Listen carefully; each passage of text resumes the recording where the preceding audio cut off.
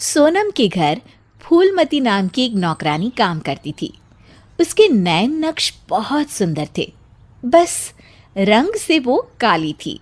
एक दिन, सोनम दीदी, आप कितनी सुंदर है और इतनी गोरी भी। काश मैं आपके जैसी गोरी होती। अरे लेकिन देख ना कितनी मोटी हूँ मैं। मुझे तो पड़ोस की रानी अच्छी लगती है। देखने में गोरी, नैन नक्श अच्छे और दुबली भी कितनी सुंदर लगती है। फूलमती के मन में सोनम की बात घर कर जाती है। वो सोचती है कि उसे नहीं पता था कि सोनम को भी अपने से शिकायत होगी। अरे फूलमती, ये क्या किया? सब्जी में इतना तेल। वैसे भी मैं इतनी मोटी हूँ, ये खाना खाकर तो कभी जिंदगी में पतली नहीं हो पाऊंगी। अरे दीदी, मैं तो आपकी जैसी होती तो कोई शिकायत ही ना थी। गोरी गोरी। अरे गोरी ही तो हूँ। खुद को तो देख, तेरे नैन नक्श, तेरा पतला शरीर। फूलमती, कोई भी खुश नहीं है इस दुनिया में अपने रंग रूप को लेकर। किसी का कुछ न कुछ छूटा ही हुआ है। हाँ दीदी, लेकिन काली तो काली ही होती है ना। अरे शायद तू नहीं समझेगी। काश मैं भी रानी की तरह होती। अच्छा चल, आज रानी खाने पर आ रही है तो कुछ अच्छा बना लेना। तभी वहां रानी आ जाती है। रानी दुबली पतली गोरे रंग की महिला होती है। दोनों सहेलियां बैठकर गप्पे मार रही होती है कि वहां फूलमती खाना लेकर आती है। अरे रानी दीदी, आप कितनी सुंदर है। काश मैं आप ही की तरह होती तो कितना अच्छा होता। शुक्रिया फूलमती, लेकिन तुम्हारे नैन नक्श तो बड़े ही तीखे हैं। हाँ दीदी, लेकिन हूँ तो काली ही ना।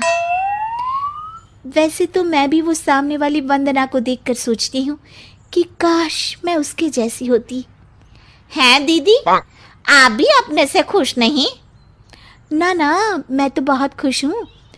बस जरा लंबाई, काश मेरी लंबाई वंदना जैसी होती तो कमाल हो जाता। फूलमती उन लोगों को खाना देकर वहां से चली जाती है। वो सोचने लगती है, अरे ये क्या, मैं तो सोच रही थी कि सोनम दीदी सबसे सुंदर है, लेकिन लगता है सोनम दीदी कुछ नहीं। अब तो मुझे वंदना से मिलना पड़ेगा। देखो तो सही कि वो क्या चीज़ है। एक दिन मौका देखकर फूलमती वंदना के घर जाती है और उसके दरवाजे की बेल बजाती है। हाँ बोलो, क्या काम है? मैं ना एक काम वाली हूँ और घरों में काम करती हूँ। क्या आपको किसी नौकरानी की ज़रूरत है?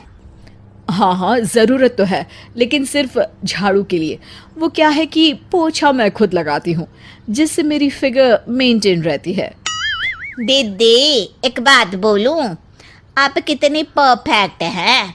मतलब आप में तो कोई कमी ही नहीं है। सुंदर शरीर, लंबी हाइट, गोरा रंग। काश ना दीदी मैं आपके जैसी होती। शुक्रिया, लेकिन मैं भी परफेक्ट नहीं हूँ। ओह, ये क्या दीदी, आप क्या बोल रही हैं? ऊपर वाले ने तो आप में कोई कमी रखी ही नहीं है। अरे तू उस दीपिका को जानती हो ना?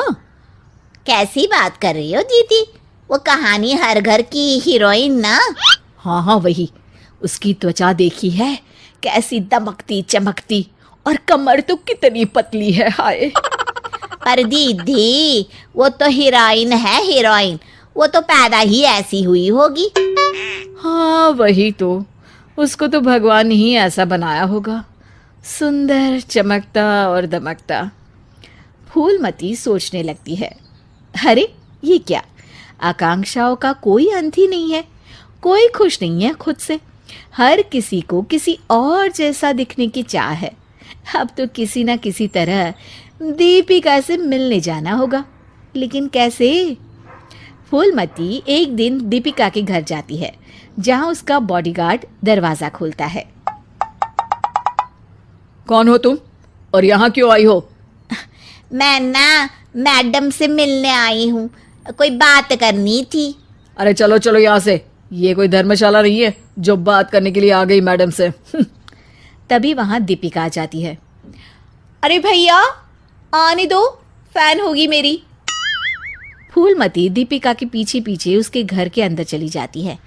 मैडम, आप तो इतनी सुंदर हो जैसे कि कोई गुड़िया। हाय हाय, त्वचा तो ऐसी जैसे कि मोम।